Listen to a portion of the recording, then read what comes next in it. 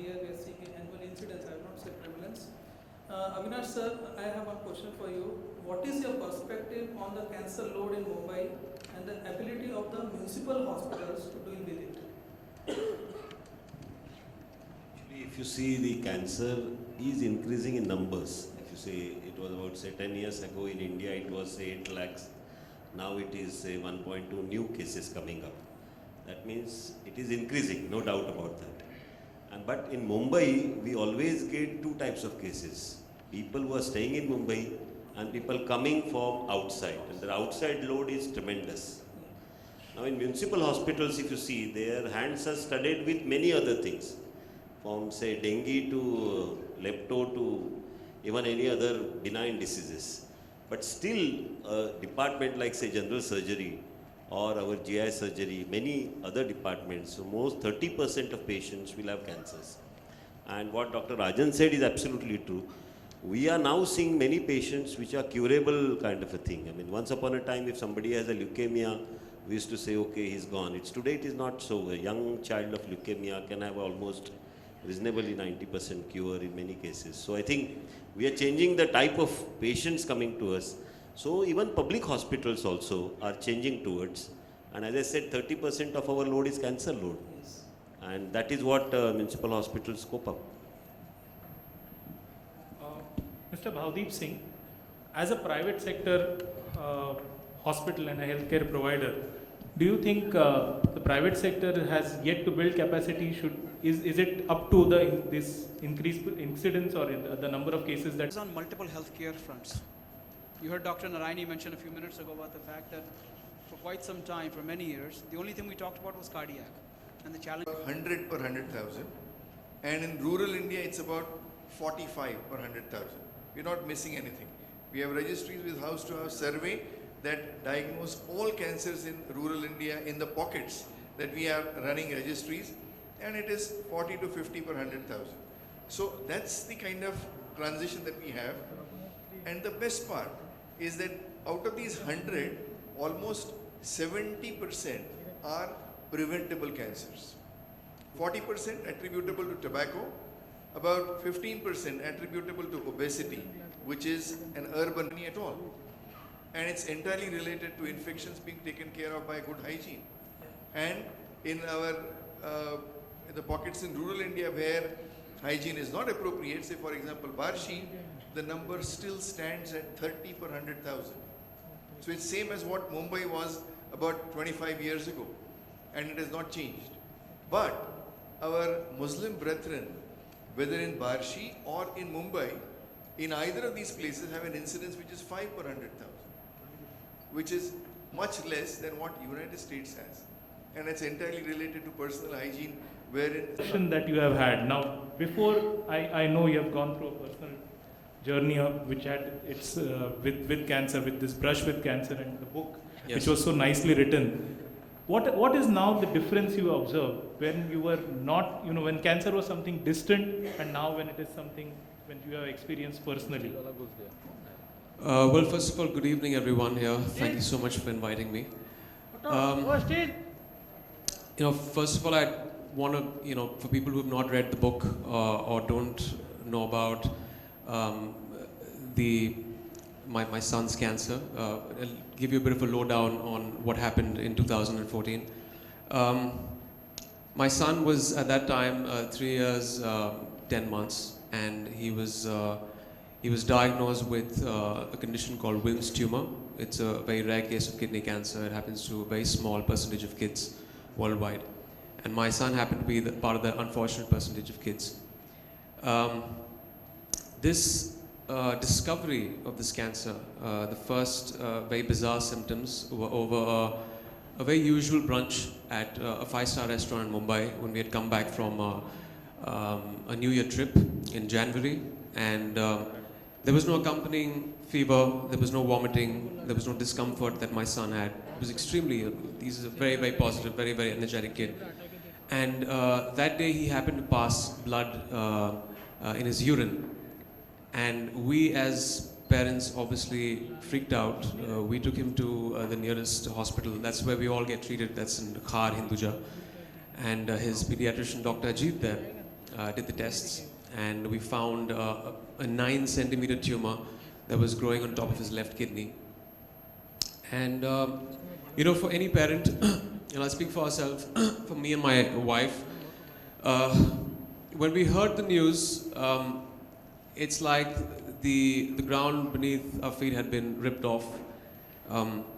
Cancer, the perception of cancer for a layperson like me, and I consider myself as a layperson because with education, with even staying in Mumbai, you've heard of people get cancer, but you don't actually go to the depths of it unless you have someone close to you diagnosed with the disease. My perception of cancer was this monster that is going to take my son's life. Because of a lot of things, maybe the way it's been projected in the media, maybe the way, just the general vibe of what cancer has done worldwide. It has overtaken heart disease over the past decade. It's very prevalent in our country, in rural and because of urbanization in most of the places. And you're constantly hearing about deaths related to cancer. And that was my, prime fear at that point of time, that this is going to take my son's life. The perception changed when I started informing myself, when I started reading up a lot about cancer and demystifying a lot of things about this dreaded disease. I realized that 70 to almost 95%, in my son's case, the prognosis is extremely good. Wilms tumor is one of the best prognosis as far as cancer goes. It's highly treatable, and that was very heartening for me to know. But there was a revelation that happened over the course of 2 months after reading. So I had an agonizing 2 months. And, but still, it really took the life out of us when we heard the news. There's no way of encompassing that in words or trying to explain what a parent goes through. It's worse than being confronted with your own mortality, hearing that your 3-year-old son has got cancer. And our lives have changed ever since. We've started living a very new kind of normal. You make peace with the cancer in a way. It's this factor in the house. It's there in conversations that wasn't there. You can't wish it away. And your perception changes, and then you have to fight the good fight against this disease and make sure you don't let it get the better of you or your family. And that's exactly what we did. Yeah, Imraan, and I think I just read through the book, and you have constantly mentioned a positive message there. I mean, Superman. We use the analogy of superheroes in the book. So I think, do you wish that in some ways the media should, or the general public should have more positive news coming out? Because as I always tell my patients, a lot of times, people proudly say that I've got an angioplasty done at a 7-star hospital, but nobody says that I've got cancer treated at an XYZ place. So do you think that kind of positive news should come out? More people. I just wish positive news sold as much as bad news did. That's the unfortunate part. But yes, I mean, there's also projections in the media that bring about positive effects of cancer, but there's no running away from the fact that it is the major killer worldwide today. So there is this dread that, there is this underlying feeling that what if, and another reason is when you have something like a diabetes or a heart, you deal with it, you have terms that you are constantly have been thrown towards you, which is 5-year survival. Your fight doesn't end after your chemotherapy or radiation. It is another psychological problem you go through for 5 years. We're still dealing with it. My son is on 2.5 years now, which is, he's out of the red right now. But there are a lot of factors with cancer that actually add up the fear syndrome that we all have when we hear about cancer. So Manoj, I think that's a message that probably I think we should carry, that media needs some good news as well as bad news. Media doesn't look at news as good news or bad news. Media looks at news as news. So it's a very subjective thing. One day, I would hope that we have some of these physicians here today, because this is a great forum as well, right? We've been here all day discussing on colorectal. What a family goes through when a person in the family is diagnosed with cancer. So what do you think is this impact on the life of a family once a cancer is diagnosed? As regards the cost, as regards the anxiety, what and how does the healthcare worker, sort of reduce this? What would you like to see the healthcare worker doing to reduce this? Well, first of all, I'd like to speak personally about our experience and the psychological impact of, our son being diagnosed with this cancer. First and foremost, as parents, you go through a variety of emotions, ranging from anger, guilt, sadness. Guilt because, at that age, you're making most of the choices for your kid, and you feel that maybe it's something that you did wrong, maybe you fed the kid something wrong, there was something wrong with the nutrition, and that has a very, very deep psychological impact, that had a deep impact on us. When we heard the news, obviously it was the worst part, and post that, every day was like a new hurdle.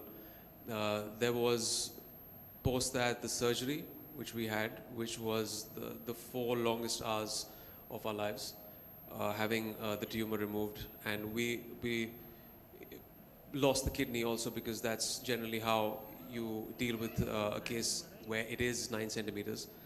And post that, there was the pathology report coming in, which took us, which took 5 to 7 days, which is again the 5 longest days of my life, because then, there's the favorable histology, there's the staging, which was all very new to us. Thankfully, he was on a second stage, which made the treatment and the prognosis much better.